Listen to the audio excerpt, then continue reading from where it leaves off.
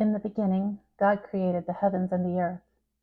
The earth was without form and void, and darkness was over the face of the deep. And the Spirit of God was hovering over the face of the waters. And God said, "Let there be light." And there was light. And God saw that the light was good, and God separated the light from the darkness. God called the light day, and the darkness he called night. And there was evening, and there was morning, the first day.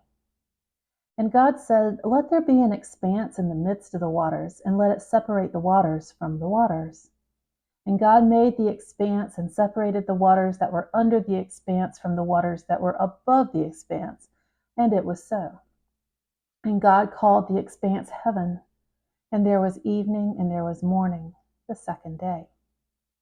And God said, "Let the waters under the heavens be gathered together in one place, and let the dry land appear." And it was so. God called the dry land earth, and the waters that were gathered together he called seas. And God saw that it was good. And God said, "Let the earth sprout vegetation, plants yielding seed, and fruit trees bearing fruit which is their seed according to its kind on the earth." And it was so. The earth brought forth vegetation, plants yielding seed according to their own kinds, and trees bearing fruit in which is their seed, each according to its kind. And God saw that it was good. And there was evening, and there was morning, the third day. And God said, "Let there be lights in the expanse of the heavens to separate the day from the night, and let them be for signs and for seasons, and for days and years. And let them be lights in the expanse of the heavens to give light upon the earth." And it was so. And God made the two great lights, the greater light to rule the day, and the lesser light to rule the night, and the stars. And God set them in the expanse of the heavens to give light on the earth, to rule over the day and over the night, and to separate the light from the darkness. And God saw that it was good. And there was evening, and there was morning, the fourth day. And God said, "Let the waters swarm with swarms of living creatures, and let birds fly above the earth across the expanse of the heavens."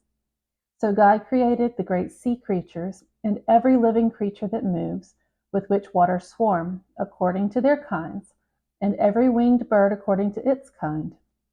And God saw that it was good. And God blessed them and said, "Be fruitful and multiply, and fill the waters and the seas, and let birds multiply on the earth." And there was evening, and there was morning, the fifth day. And God said, "Let the earth bring forth living creatures according to their kinds, livestock, and creeping things, and beasts of the earth according to their kinds." And it was so. And God made the beasts of the earth according to their kinds, and the livestock according to their kinds, and everything that creeps on the ground according to its kind. And God saw that it was good.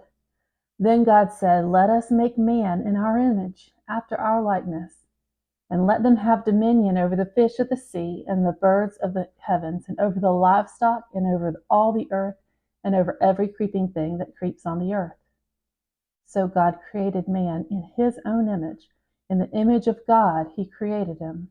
Male and female he created them. And God blessed them. And God said to them, "Be fruitful and multiply, and fill the earth and subdue it, and have dominion over the fish of the sea, and over the birds of the heavens, and over every living thing that moves on the earth." And God said, "Behold, I have given you every plant yielding seed that is on the face of the earth, and every tree with seed in its fruit. You shall have them for food. And to every beast of the earth, and to every bird of the heavens, and to everything that creeps on the earth, everything that has the breath of life, I have given every green plant for food." And it was so. And God saw everything that he had made, and behold, it was very good. And there was evening, and there was morning, the sixth day. Thus the heavens and the earth were finished, and all the host of them. And on the seventh day God finished his work that he had done, and he rested on the seventh day from all his work that he had done. So God blessed the seventh day and made it holy, because on it God rested from all his work that he had done in creation. These are the generations of the heavens and the earth when they were created, in the day that the Lord God made the heaven and the earth.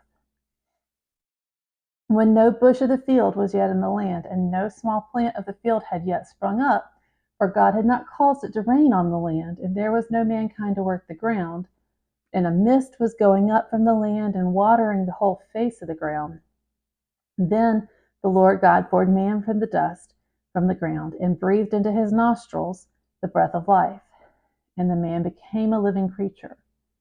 And the Lord God planted a garden in Eden in the east, and there he put the man whom he had formed. And out of the ground the Lord God made to spring up every tree that is pleasant to the sight and good for food. The tree of life was in the midst of the garden, and the tree of the knowledge of good and evil.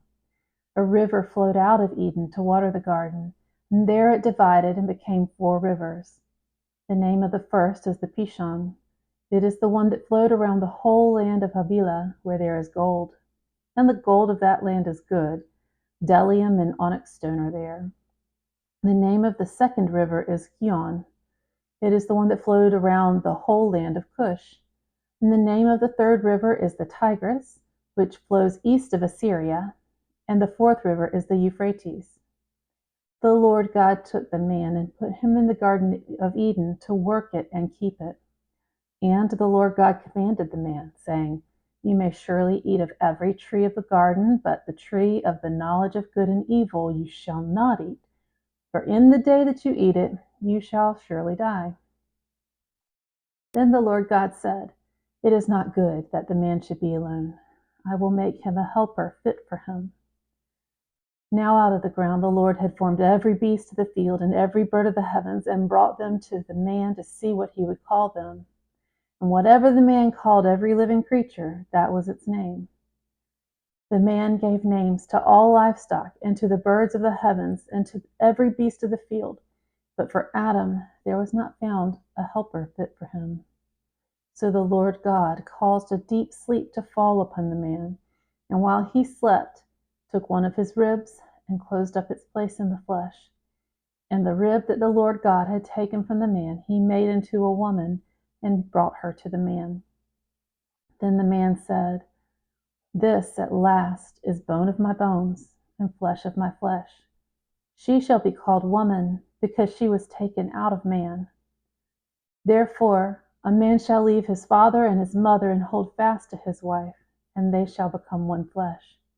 And the man and his wife were both naked and not ashamed. Now the serpent was more crafty than any other beast of the field that the Lord God had made. And he said to the woman, Did God actually say, You shall not eat of any tree in the garden? And the woman said to the serpent, We may eat of the fruit of the trees in the garden. But God said, You shall not eat of the fruit of the tree that is in the midst of the garden, neither shall you touch it, lest you die. But the serpent said to the woman, You will not surely die, for God knows that when you eat of it, your eyes will be opened, and you will be like God, knowing good and evil. So when the woman saw that the tree was good for food, and that it was a delight to the eyes, and that the tree was to be desired to make one wise, she took of its fruit and ate. And she also gave some to her husband who was with her, and he ate. Then the eyes of both were opened, and they knew that they were naked. And they sewed fig leaves together and made themselves loincloths. And they heard the sound of the Lord God walking in the garden in the cool of the day. And the man and his wife hid themselves from the presence of the Lord God among the trees of the garden. But the Lord God called to the man and said to him, Where are you? And he said, I heard the sound of you in the garden, and I was afraid because I was naked, and I hid myself. He said, Who told you that you are naked? Have you eaten of the tree of which I commanded you not to eat? The man said, The woman whom you gave to be with me, she gave me the fruit of the tree, and I ate. Then the Lord God said to the woman, What is this that you have done? The woman said, The serpent deceived me, and I ate.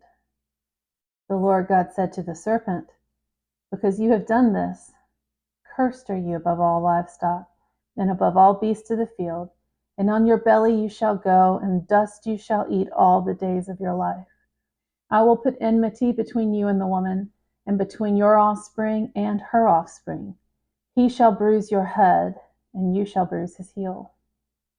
To the woman he said, "I will surely multiply your pain in childbearing. In pain you shall bring forth children. Your desire shall be contrary to your husband, but he shall rule over you."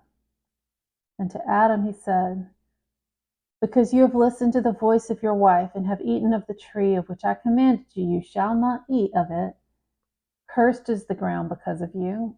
In pain you shall eat of it all the days of your life. Thorns and thistles it shall bring forth for you, and you shall eat the plants of the field. By the sweat of your face you shall eat bread, till you return to the ground. For out of it you were taken, for you are dust, and to dust you shall return." The man called his wife's name Eve, because she was the mother of all the living. And the Lord God made for Adam and for his wife garments of skins, and clothed them. Then the Lord God said, "Behold, the man has become like one of us in knowing good and evil. Now lest he reach out his hand and take also of the tree of life and eat and live forever." Therefore the Lord God sent him out from the Garden of Eden to work the ground from which he was taken. He drove out the man, and at the east of the Garden of Eden he placed the cherubim and a flaming sword that turned every way to guard the way to the tree of life.